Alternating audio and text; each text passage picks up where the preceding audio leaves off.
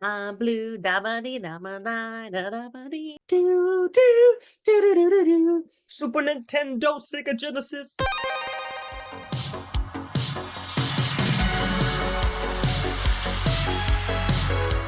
From movies to video games, welcome to Marie Plays It All. Today's episode is another Relatively Geeking, where my brother Rob and I geek out about the good times. I think we're going to change the slogan to my brother Rob and I geek out about sometimes. It's not always the good. Yeah, like Starfield. Yeah, exactly. Everything goes back to Starfield. Yeah. Okay, so this episode, Rob has another video for me, and I know nothing about it except it's something to do with video games-ish, I think. Yeah. Is the video game market crashing? Oh, okay. All right, cool. Uh-huh. Okay, so I have not seen any of this yet. This is my first time watching it. He was like, watch 30 seconds of it, and I said no. I've only seen like 2 minutes Oh, really? as well. Oh, Yeah, I haven't really watched it. No. I Nope. don't even know if this is going to be put online or not, because who knows what it entails. Yeah, I know. Like I'm not quite sure what it's going to say. Okay, well that's fun. Let's do it up. Are we in a video game crash? Right, okay, so let's be honest. The majority of news coming out about gaming at the moment has been like a constant spiral of doom and gloom and misery. And it's just constant. And at present, gaming history is literally unfolding before our very eyes. We are living through something that people in 10, 20, 30 years are going to talk about. Very much like we all talk about the video crash of 1983. All right. E.T. We owned that video game. Yeah, we And did. I could not figure E.T. on the Atari out. And it took a while to realize that the game world, the overworld map, which was the game, is on Yeah. like a cube. So you could Yeah. walk around it. So you keep going to another screen and it's like, are they going infinitely? Like, can I go Yes. east over? And then it's like, it's repeating, but you're like, you don't know if that's just a tile set that Yeah. repeats. You have Yes. to like count it and go, okay, like I'm on this side of this magical cube. So that was one of the problems. And like, is the dude in the trench coat and the hat the FBI? And then I I think get to so. the and like, why they're pits? Like, it's like, what's the obstacle in this game other than a confusing labyrinth that doesn't make sense and isn't fun? It's pits. Like, where are the pits in the movie?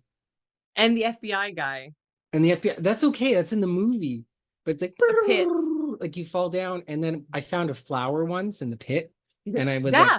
like, with my neck, and it like, do, do, do, do, do, do, do. And it's like the flower came back like in the movie.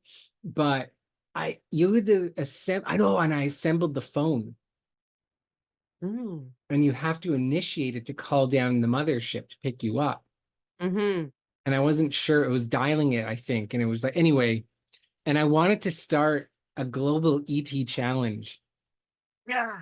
Which is like on the day it was released across the world, we all play ET. That'd be beautiful. And there's also a documentary that looked for all the ET cartridges dumped in like the desert. I'm not sure how that went. I think there was some, but it wasn't impressive as far as I know. Yeah, I remember something about that. I remember hearing something about that. And I remember playing it, and we did not know what we were doing for the most part. I remember finding the flower too, and it was like, what? A new graphic. But Yeah. but Pixels. pixels, good. But at the same time, that's all we needed. And we played it because we loved ET so much. We didn't Yeah. care what the game was. We were just like, we love ET. We get to see a movie that we love we get to play a movie we love, including pits included, on a video game. It was special. Also, another thing about gaming in the past was often you just played the game. Yeah.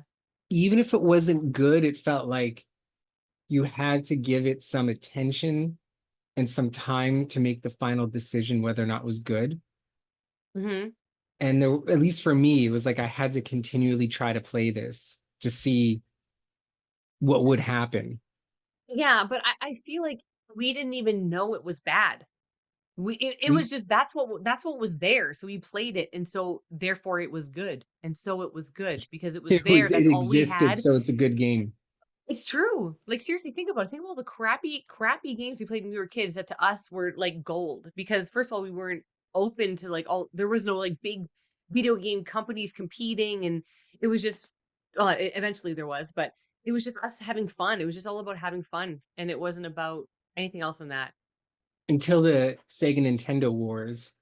And it's a very negative portion of history at the moment. So I wanted to discuss with you basically how the gaming industry has ended up in such a mess this time round, and whether we're already in a crash or whether we are literally charging towards one.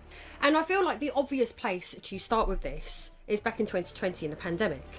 During the pandemic, gaming was literally the saviour of people in lockdown. Everyone's stuck in their homes, they're furloughed from work, they've got nothing to do, and gaming was just doing really, really well. So part of my job is I work a lot from home, Mhm. and I did have to like go to work, but the way it was structured, I spend a lot of time at home as well. I couldn't help but think suspiciously how this conveniently turned our homes into pods, where it was kind of like, here's some money, here's some food, stay in your shelter, and then play games and don't think. Like, I don't know. I was just like, oof. And my guess is she's going to say that the pandemic led to a rise in the video game market, which led to the rise in hiring. And so the developers and publishers and all that ballooned in employees. And then now that the games are being bought less, it seems, as far as I can tell, we need the data, but it is true that game companies are hemorrhaging employees. And it Yeah. seems to be maybe because of the COVID bloat. There was only three choices: social media or TV. Well, you couldn't watch sports anymore because no one was allowed to even play sports in the first place, let alone get to watch it on TV. Therefore, gaming was pretty much one of the only options for many people. And the gaming industry, as a result of that, was absolutely booming, and to an extent they saw themselves as pandemic proof, as in like the whole world was burning down around them. We need They data. were growing and growing. It was like nothing could stop them. Through this period, did the That's the new Double Dragon. gain a false sense of security? Well, one thing is for sure. According to the news, the gaming industry is constantly complaining about not making enough money. First thing I want to say is, like, look at her games, and I need to take a look. Check out that dream world behind her. I Yeah. believe she has a Majora's Mask DS in the Yeah, top that's what it looks like. left hand. Now I'm getting it. So I have this one in the box still. Ooh. Triforce of Hey. Powers. I got this one in the box. I got to be careful touching it because my fingerprints will get on it, like the grease that you can't see, but could On the degrade the box. paper quicker. Yeah. Oh. Paper's acidic. It destroys itself. It's one of the worst things to collect are like paper. Look at all my books, paper things, especially comics. Like, yes, I know it was free comic book day, but Teenage Mutant Ninja Turtles. I got Nice. that. You know what I love? This, I love the smell of comic books. It's the smell. Look at yeah, that. That's so that's wicked. awesome. So anyway, this free comic book day. I got some cool free and I don't know, I haven't looked at this yet, but look at this. Ultra Duck. I think that's a souped up Mighty Duck. Ooh. Remember the Mighty Duck movie? Mighty Duck. Dude, Mighty Duck.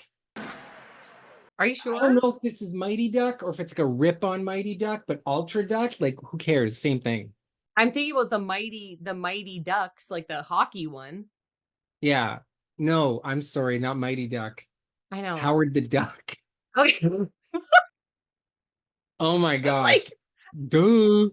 Undoubtedly one of Earth's greatest minds here. Then I have this one. Yes. Here it is here. But I have Yes. another Zelda one. I have the smaller gold Zelda DS, 3DS. Okay. This is the XL. So what are you saying about all of her games in the back? Oh, that is awesome. Multiple expensive AAA games aren't hitting the sales figures expected or needed. So the game she's showing is Suicide Squad. Yeah. And as far as I know, Suicide Squad cost $200 million to develop something like that. You have to consider advertisement costs. Maybe that's included, I'm not sure, but millions of dollars, years to make, large development teams. And here is one of the causes, I think, of the failures in the game industry that may or may not contribute to a crash in the future, which is that you have, I don't know who they are. I don't think it's the developers themselves, but the publishers and those who own the IPs seem to not grasp reality. And I mean it very, it's scary. It's very scary that the captains of industry, those who wield millions of dollars in all of our cultural mythologies, have no clue what we pleb peasants want. Everyone knew that Suicide Squad was not going to be a good game. No one wanted it. They wanted Arkham Asylum 4, or like Arkham 4/5 because of Origins. They announced this game, and me, and I'm sure like a significant number of the gamer population is like, we don't want this. Why are you making this? And they threw hundreds of millions of dollars into the wind. Like, it's obvious. Not only do we not want that game, but that it's going to flop. And the fact they have all that kind of online microtransaction stuff is just like, it feels gross. Like, you want our money, like it's just kind of gross. So my point is that you have people who wield economic power. They are the guardians and manipulators of our basically our cultural mythologies, are like our Homer and Hesiod and Pindar and our Shakespeare in a way, and they're ruining it. One of the reasons simply is I think they don't understand reality, and that's scary. It is. It's Right. weird. It's completely out of touch. Oh, Suicide Squad, look, it's like boom, boom, shoot, shoot. And then they're like the bad guys because people want edgy stuff today. No, people want good, rich storylines with interesting game mechanics. Right. I understand that, but my question is, you think they would learn after a little while that that tactic isn't working, so why are they still like doing that? Even if they're not Yeah, in reality, you think that something would click like, "Oh God, this isn't making us money and this is giving us a bad reputation and all that." right. So this is quality aside. This is just game idea. Like, is this a good idea to do? And I don't know. It's hard to tell. Um, if you look at what Warner Brothers said about Suicide Squad, they blamed the volatile market. Now, obviously, if they know what the cause is, they're not going to admit it and say, like, oh, we suck. They'll Yeah. blame who do they blame? The market, i.e., you. Yeah. Again, the blaming of you, just like Sony and everyone else, they blame you. You filthy, peon. And so I don't know if they can learn. They can soak up so much money. It's possible. Maybe there's some evidence of that, and evidence to the contrary, but if that's the case, it's going to be a slow, long learn. Others are using the excuse that basically the rising cost of game development is making predatory microtransactions an essential part of gaming's future for it to be sustainable. An example of this would be Tekken 8 stealth dropping paywalled features only after receiving Stealth dropping. glittering, sparkling reviews, which has caused a huge amount of distrust in their player base. Oh yeah. Here's another issue she's bringing up, which is trust between the not consumer, the customers and fans, and developers, publishers, and that whole conglomerate, which is that, so with Tekken, they published the game, got glowing reviews, and then snuck in microtransactions. Mhm. Mhm. Now, there's debate over exactly what they did. Did they tell people before they would? it doesn't matter what the details are because people aren't good with details. They just remember sort of the broad memes and the broad sort of gossip, which is the fact is how people perceive it is that after they got the good reviews, they snuck in money-making mechanisms. Mhm. And the fact is, like, it is understandable that games have microtransactions, Mhm. and they're not micro because they're expensive, right? That's like a misnomer. Like everything was like $2, but like look at Overwatch. It's like here's a $15 to $25 skin, right? It's like sometimes like the quarter of the game, but you're going to have to recoup costs for producing the game. So you need microtransactions. And secondly, if it's online, you got to upkeep the servers as well as keep the game going, like fix the bugs, add some more content. So I'm not categorically against microtransactions. I think one of the issues is that it can affect the art and the immersion and experience of the game. So Baldur's Gate 3, which won Game of the Year, doesn't have microtransactions at all. And that helps you sink into the game because you don't feel the economic arm reach through the Mhm. game and wrap its hand around your throat. It's the game is the game, the art speaks for itself, and it's good. So microtransactions do probably have a necessary place, but they sometimes come at the cost of the immersion of the game. And another problem with microtransactions is that game companies are incentivized to make the game worse. How? Well, in order to avoid doing annoying tasks in video games, like taking too long to craft or taking too long to travel, you buy potions and you buy things to expedite it. Mhm. So annoyances are put in the game on purpose so that you feel forced to buy the microtransaction. Mm. Had that incentive not been there, those annoying mechanics and those annoying features wouldn't have been in the game in the first place. And Mhm. just not only that is that like shady, but just knowing that again breaks immersion. Yeah. So you intentionally make the game worse to make more money. Or it takes too long to level your character, so you buy a potion Mhm. to expedite leveling Yeah. when leveling probably would have been balanced had they not Mhm. had the microtransaction. It's a very Right. complicated issue. It is because when you add like the microtransaction and everything, it's like you no longer feel like you the game belongs to you and you belong to the game. It's not yours. It doesn't belong to you. It's not complete. It's like if you don't have certain things, you're missing out, or you're no longer, like you say, the immersion. You're no longer immersed into the world of the video game because our world and all the corporations and the money is infiltrating the game. So it's like, how am I supposed to feel like I'm in some other world if my world's like, but give me this money and you can have this for your world? It's like, well, it's not my world anymore. It's your world. Yeah, and we quoted Christopher Tolkien about like escape into the fantasy realm, Hmm. and it should be conducive to that. We're shifting into another world. Here's another issue, which is, some people say microtransactions are okay, not for advancing in a video game, but say for skins. So it's not pay to win. Right. It's like, oh, you can buy some skins, all cosmetics. Yes. Here's Okay. the problem with that. I've been playing Diablo 4.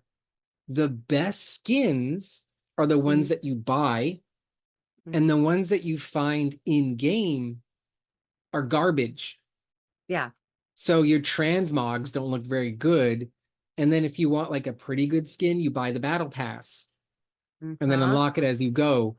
So some of the best art, some of the amazing skins you must buy. That's reasonable, right? Okay, you got to make money. Someone could say that. However, part of playing an online game, a fundamental fact of an online game like MMOs is vanity.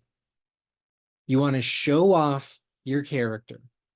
You want to size each other up. You want to gain status. And one of the ways to gain status is cool mounts and cool skins that you earned in the game. Earned.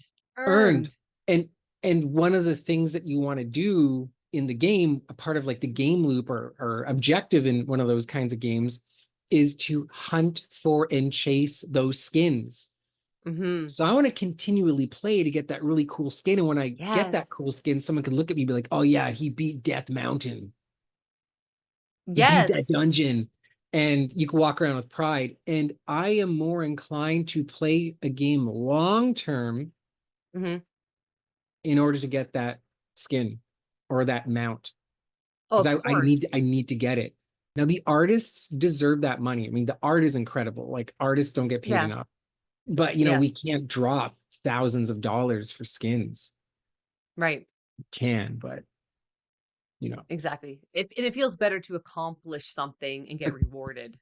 Exactly. One of the, yeah, the sense of accomplishment. And guess what? The sense of accomplishment isn't as strong when a bunch of annoying game mechanics and game obstacles are put into the game that you need to surmount through paying.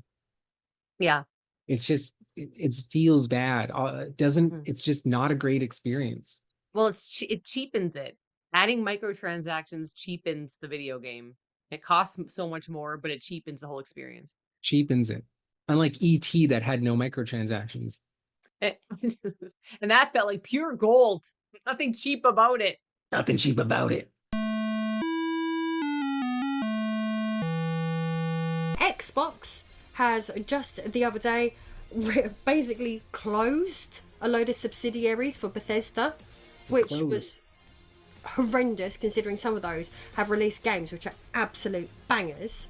And then Warner Brothers have announced that they're going to only focus on key franchises such as Mortal Kombat and Harry Potter going forward, and even those are going to an extent, get bastardized into service games apparently. The general call to action, it seems, from the execs, is that they want to make more mobile games. Now, mobile games, as far as I understand, are cheaper to produce. And they reach a larger audience, in part because they're a lot cheaper and everyone has a phone. Yeah. And Yeah. so people who live across the world who can't afford a big PC, or maybe even struggle buying a console, it took me like 5 years, have phones by necessity. You need a phone. And Yeah. so mobile games make so much money. I believe Diablo Immortal makes grosses $1 million a day. No. I'm pretty sure because its microtransaction gambling system is absolutely madness. You're seeking gems and you could dump 25 grand just to get a gem for your armor to make you Oh my strong. God. Jeez. It's wild. So yeah, companies are reporting massive losses. And so some of them think that more microtransactions will help out, and then mobile games. And so we're Okay. seeing perhaps the decline of the great AAA single player game. They want to make a whole load of service games with millions of microtransactions so that they can have a constant feed of money coming in off of the general consumer. And they essentially want to put less and less emphasis on traditional one-player games, which you basically pay for once. They want you to buy their games and then own nothing and then continue to feed them and then be happy with that. That sounds familiar. You will own nothing and be happy. It does. And people do not believe me that the World Economic Forum actually posted that on social media, that picture, you will own nothing and be happy. It's an Is that what you were going to insidious say? Is that why you picture. said Yeah, large? yeah. You will own You too. nothing. Yeah. You will own nothing and be happy. It's a Yeah. real thing. You can find it online. Well, Oh, people don't realize who's in charge of the world and then who's running the show and like what they actually want. And they say it. It's actually you can go to their website and it's right there. Like it's not they're not hiding it. the World Economic Forum says you will own nothing and be happy. Is that a command Threat. or is that a consequence of owning Threat. nothing? It's bizarre. So what? Stay in your pod and play some video games. But only video games with microtransactions so we can keep milking money off you while you're in your pod. With, well, think about this in a way. This is a stretch, but the loss, if this happens, the loss of a single player focused game where you can be immersed in it, in a way, chips away at independence and self-reflection. Of course it does. Because it's not a course it does. focus on your particular experience, how you feel. It is, in a way, you're hooked up to the matrix and they're always there watching you. There's an umbilical cord to like the external world and the economic actors who are always watching you, and they're always feeding off you like vampires. And also, if you take away video games where it's just like a single player, like action adventure, like story based game, what is the main focus of those games normally? Everything you have a choice in all of your and the way you come out. Everything's a choice. You have multiple choices and avenues to take. They don't want you to have any choices. So they don't want you to imagine that having choices is a good thing, and that, you can't be immersed in a world where you have decisions and choices to make. We're going to tell you what your the linear story of your gaming life is. And That would be yeah. a fantastic analysis, which is the decline of complex choices in video games. As far as I know, I haven't played Baldur's Gate 3 yet, but apparently it resuscitated like, multiple ways that you can solve problems, and it's really focused on that, or has that element. But Starfield has the illusion of choice, but you kind of see through it immediately. And there's a famous video demonstrating that in certain sort of key interesting moments, that all the dialogue tree options result in the same conclusion. Yeah. Oh yeah. So let me ask you, bearing in mind that most of these decisions that are being made are not actually in the interest of the gamers who are going to be buying and playing these games, but rather only in the short-term interest of shareholders, how is making products that we don't want and gamers don't want going to fix anything? I've come up with two different perspectives. Okay, so the positive consequence.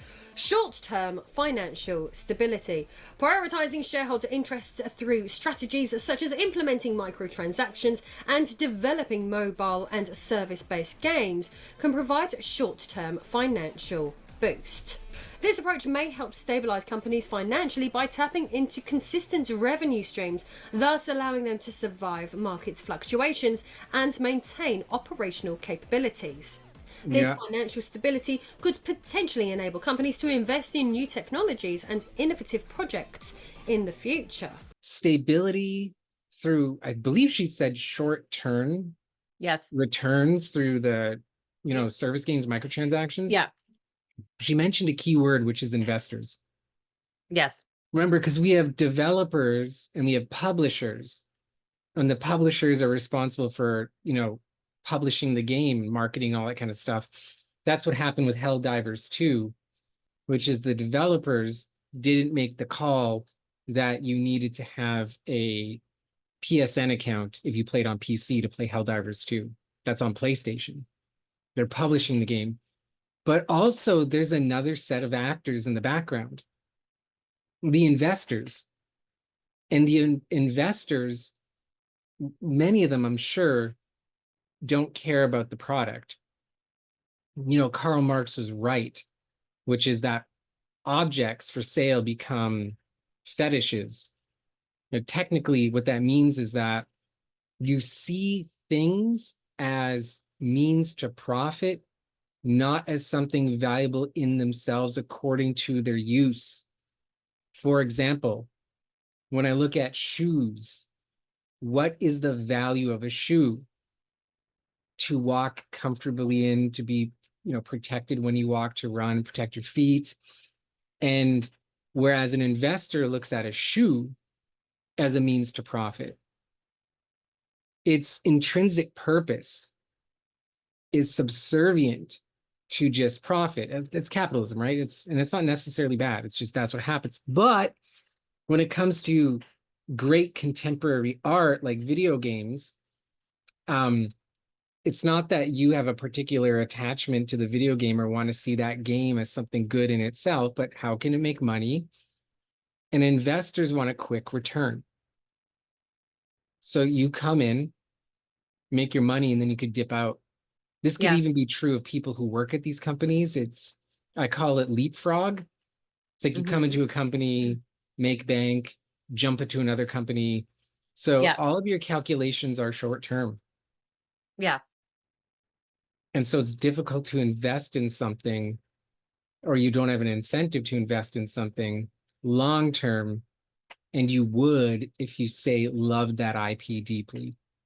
So the question is, how do you incentivize investors to commit to a long-term vision of games in a particular IPs?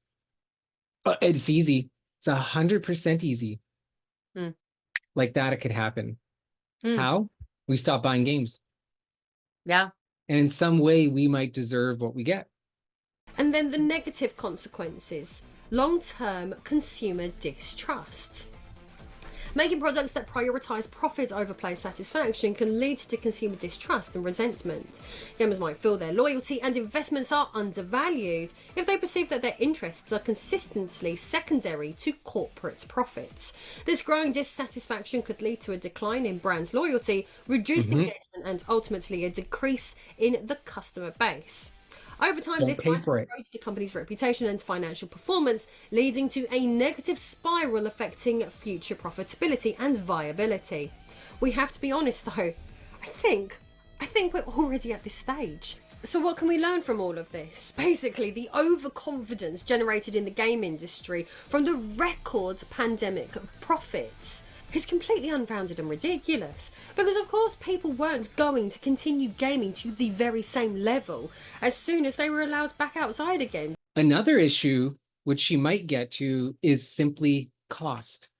Trust will weaken, and then if trust weakens, loyalty, and if loyalty evaporates, then we won't buy the games, which is a good thing. But games are also just expensive. And so why would we buy a game if we can't afford it for $70? And speaking of trust and expense, these game packages that come out are ridiculous. If you pre-order, it's $90. If you pre-order with this extra thing, it's 120 and like 190. And Star Wars Outlaws is doing this, where you have multiple tiers, multiple packages that, more and more expensive, and it's ridiculous. And that doesn't feel like, we want to trust that kind of company. It's saying to you in your face, we just want your money, and we'll make these packages.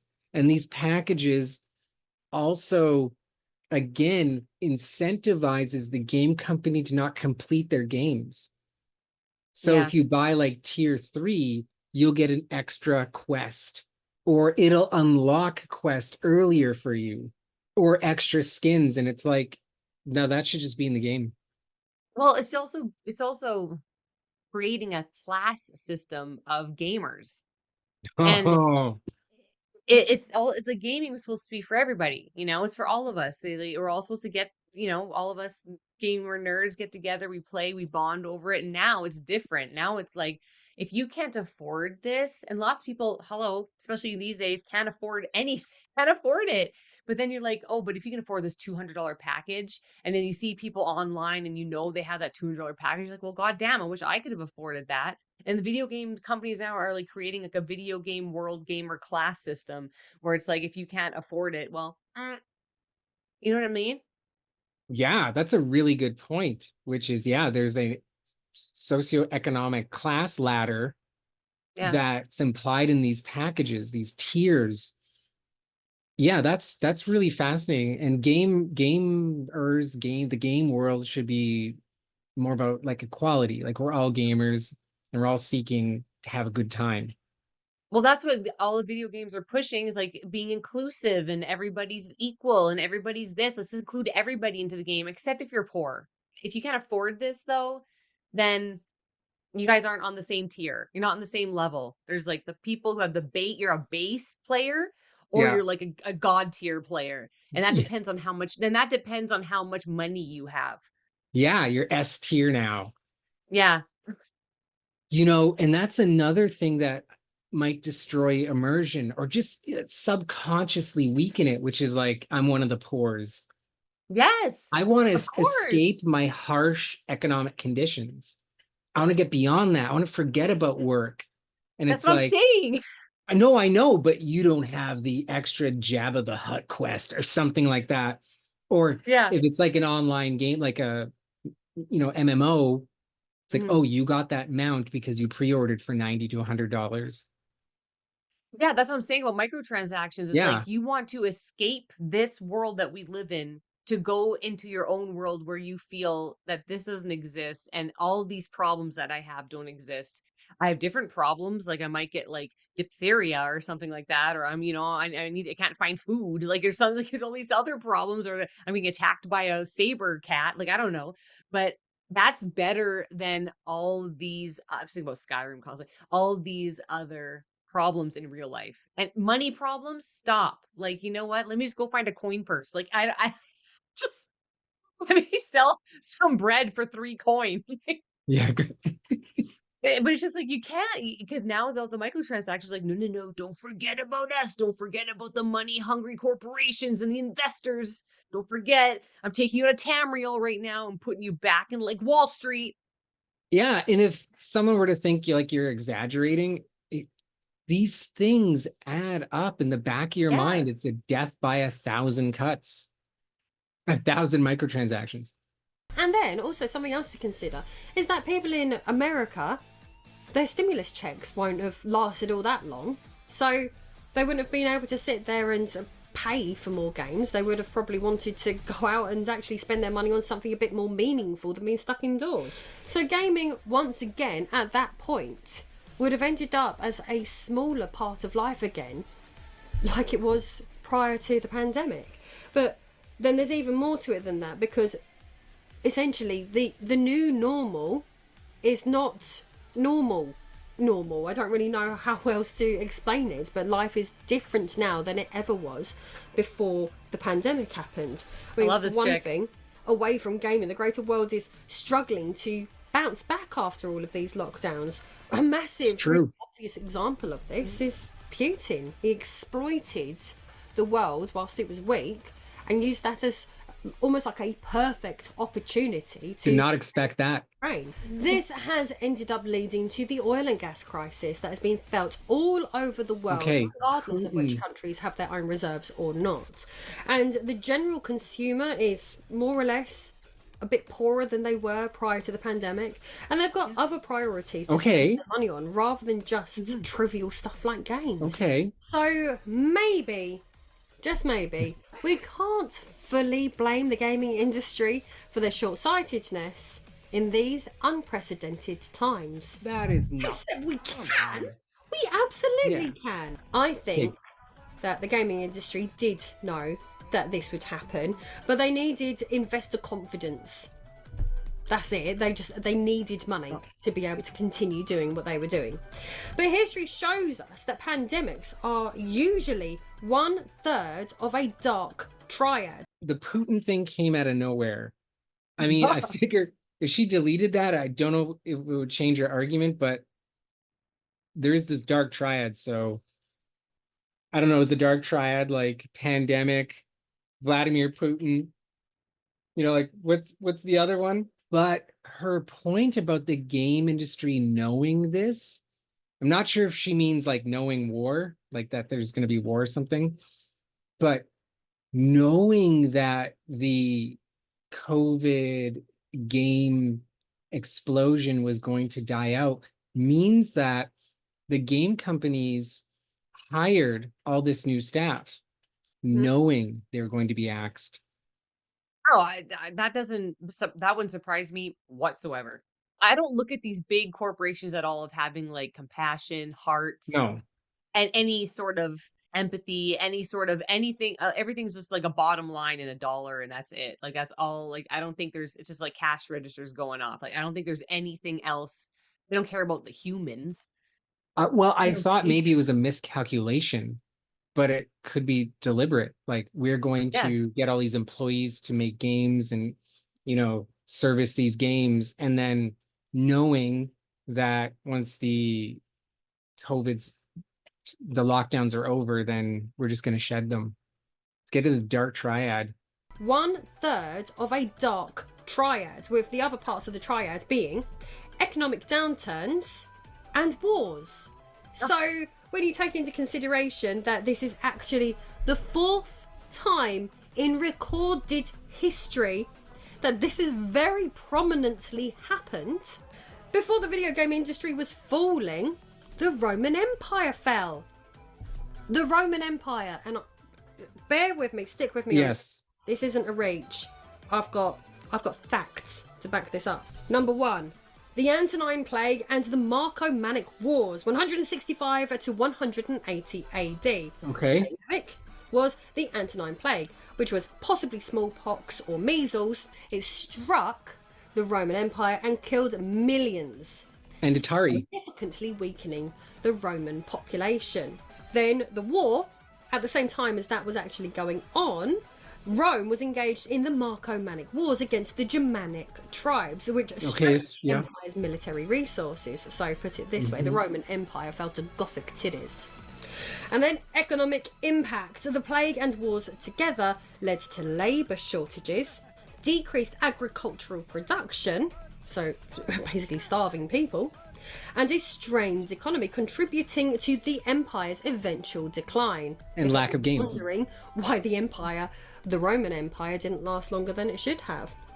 But here we go. Here's an old favourite that everybody all knows about, the Black Death. The Black Death. Has anyone considered what the Black Death might have to do with a possible video game crash in 2024 or 2025?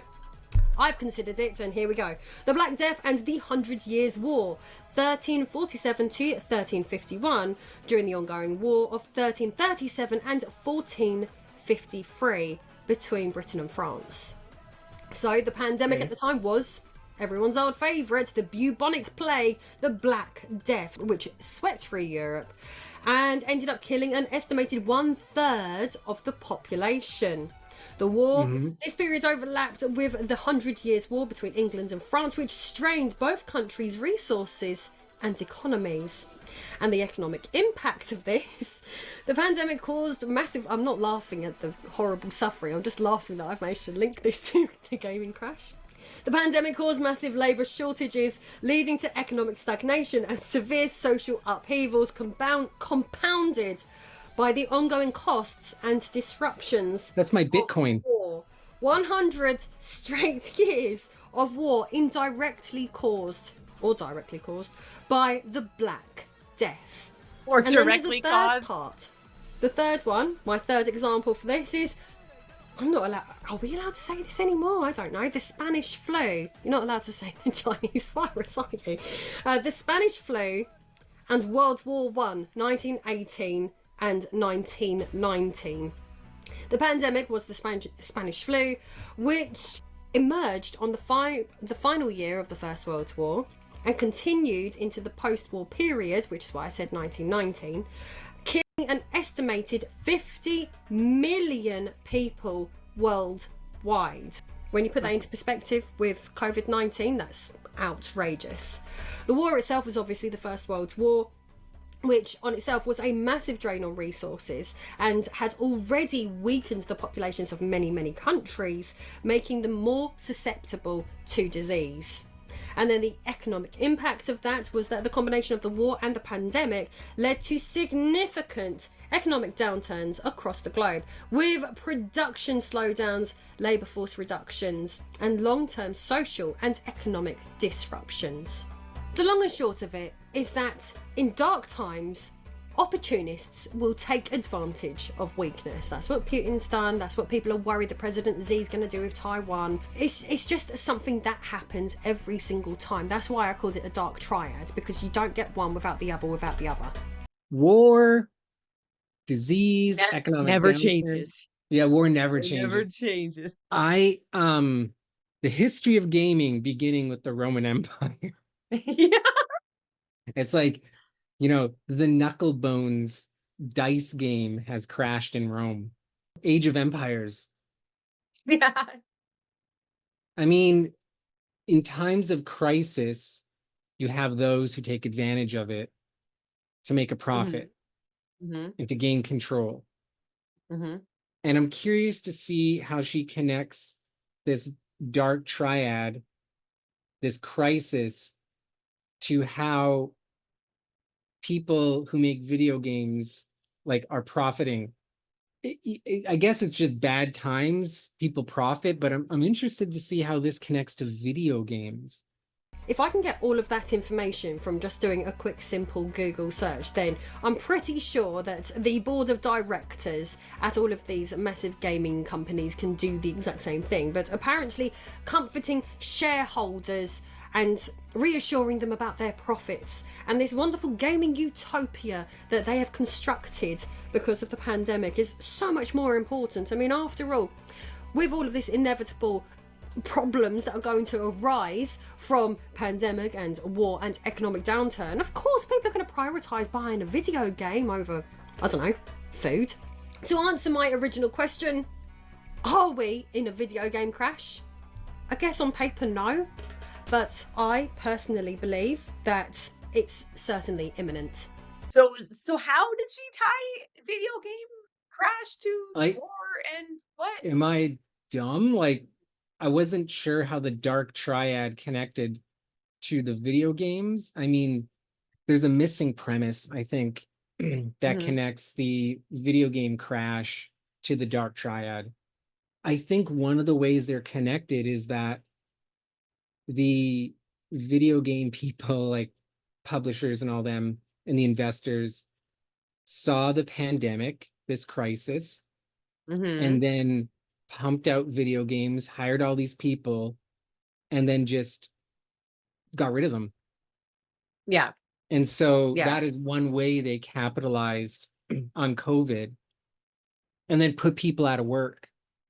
And then people are out of work. And then, well, I guess they can't buy video games because they're out of work, or there's the economic issues. Another way you can connect it is that there's dark triad. Part of that is the economic, downturn. And then we become poorer. And then so the investors have to use microtransactions to make money. And so they're nickel and diming you. And that's probably not long term. Because we can't afford it. So they're trying to make as much profit as they can during the economic downturn, and then making games worse. And then, they get their short-term profits, and then you can get out before you get the major crash. So they're contributing to the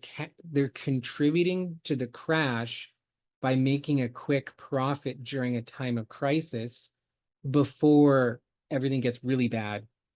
And they're doing that by getting rid of single player games and turning towards service, microtransactions, for example. And so it's a quick cash grab, which will expedite the game crash. But they have an incentive to do it in times of crisis. Okay, so the question is there a video game crisis crash? Is it the video game industry crashing, Rob? That's the question. What do you think? Well, we need data. We need numbers. They are reporting losses, like Square Enix said, record losses, I believe. And then many games aren't doing well. They're flops, super expensive flops. Ubisoft said that they had a quadruple A game. And so it's so good, we have a quadruple A. And then Microsoft has cut 4 developers, all these firings. I know you need facts and everything like that and numbers and stuff, but what does your heart say? Does it feel like it's crashing and in crisis? What does the heart say? No, no, I think that there are so many good games right now. And what I could see is that some of the big triple A games, we might get less of, but we are still going to have a lot of good games. We have Baldur's Gate, we have Mhm. new Persona games coming out, we have Hellblade, we have Diablo 4, I'm just kidding. I think if you took a step back, what you would notice is that many of these really great games, which are AAA standard, are from small companies, the indie Mm, groups. Yeah, I think that you'll find that they who seem still committed to art are going to produce great games. Technology is getting better. mhm, AI is going to make games easier to make. Unreal Engine 5 is coming out. So what we might be seeing is that the bad parts of gaming are being shed. And we're going to have a mixture of still great games being produced by smaller companies that the big companies might want to buy, but maybe not anymore because they're losing money and they're risk averse. So I still think we're going to get a weaving of really good games and really annoying practices. And it could be that the gamers are waking up to it and are going to support better games more. I don't think it's as dire. And I think another thing that needs to be taken into account is that I don't think games cost that much money. I think that there's bloat, that these mhm, companies have these huge teams. The teams mhm, are siloed. It's hard to communicate. And in order to get anything done, it has to pass through a bunch of offices. I think that there could be less developers, smaller teams with more cooperation, more input for less cost, but equal to higher quality than the big giant companies. mhm, This is true, I think, everywhere. It's true in your local government, state government, federal government. There's just all these employees. It's true in universities. You have huge bloat and staff, or the people mhm, like the bureaucrats. There's just so many people involved, and you don't need that many people. But I still think it's true that you probably could cut costs without cutting quality. I do think she missed one big factor with like the mhm. decline of games. It's not just the dark triad and greed and those kinds of things. It's lack of just artistic vision. Yeah. It's people who don't know how to write Starfield. Mhm, It's part of it is that, some games are stirring up controversy that's obvious that this would be controversial, and then people aren't buying the games. mhm, Like, this is going to be controversial, whether or not you agree or disagree. It's still probably going to affect your sales. Some writers of games, some game companies tend to are looking at games as vehicles for like moral doctrine and moral instruction, mhm, and that gets some customers annoyed. And there may mhm, be enough customers that they don't then buy the game mhm. because they're annoyed at what they perceive as a form of messaging. Yeah. So sort of moralizing in video games that angers, I think, a substantial number of gamers, plus just not very good creative visions really have caused some games to decline.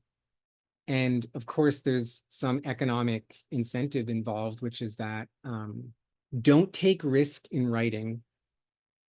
We want the widest audience possible in order to make money by selling to the largest number of people. And in order to do that, we they think we can't have complex storylines. We can't Mm, have lore if we're using an older IP, all that insider stuff that excludes a wider audience. We will, in effect, water it down, dumb it down, not take narrative risks. It's safe and it's cozy. add a Mhm. couple cute things to it, feel nice, safe, and warm, so that everyone can feel comfortable playing the game. I mean, Yeah. so like there's nothing that I'll find in the game off-putting because there's no storytelling risks or, you know, complex moral problems that come up. I think that's a pervasive issue in pop art, is the Mhm. watering down of things. And you Oh, see this totally. in Dungeons and Dragons a lot, where you have like a lot of complex lore, and then they'll publish books and just strip out all the lore, and you're left with Yeah. kind of like this bare bones, you know, story, not very exciting, because they want to not take narrative risks, and then they also want to make sure that a new audience doesn't feel overwhelmed by sort of deep Yeah. lore. But that's not true in reality. People, I think, are craving that. Totally. I think people want rich storylines, deep lore, world building. Well, we know that they are because they're trying to reality shift on their own.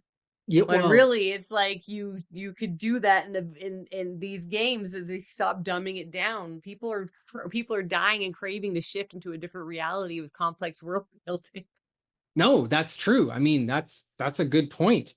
We're starved for worlds and narratives, and it goes back to Tolkien, which is that we want to escape. And to do that, we Mhm. need a thrilling other life. I agree.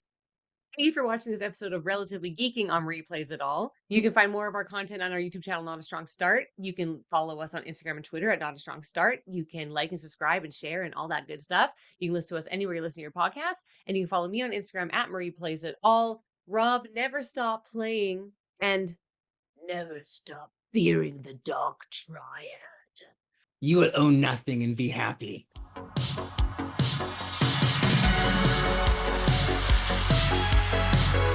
Dabba-dee, dabba-die, dabba-dee, dabba-die.